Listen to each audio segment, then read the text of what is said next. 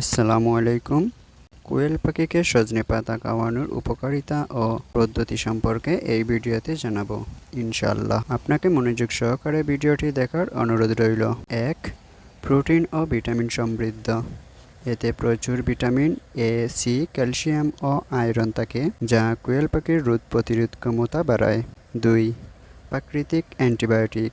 এতে অ্যান্টিঅক্সিডেন্ট থাকে, যা রোগ কমায় ও পাখিকে সুস্থ রাখে। 3. খাদ্য হজমে সহায়তা করে। হজম শক্তি বাড়ায়, ফলে খাদ্য ভালোভাবে কাজে লাগে এবং দ্রুত ওজন বাড়ায়। 4.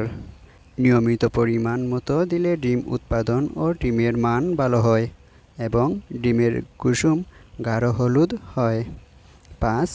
খরচ কমায়। ফিডের সাথে অল্প অল্প মিশিয়ে দিলে বাণিজ্যিক খাদ্যের খরচ কিছুটা কমে আসে। এবার জানাবো খাওয়ানোর নিয়ম। 1. পাতাকে শুকিয়ে গুঁড়ো করে ফিডের সাথে 2 থেকে 5% মিশিয়ে খাওয়ানো সবচেয়ে ভালো হবে। 2. পাতা অল্প করে দিতে পারেন, তবে বেশি দিলে ডায়রিয়া হতে পারে। 3. প্রথমে অল্প দিন, তারপর অল্প অল্প করে বাড়িয়ে দিতে পারেন।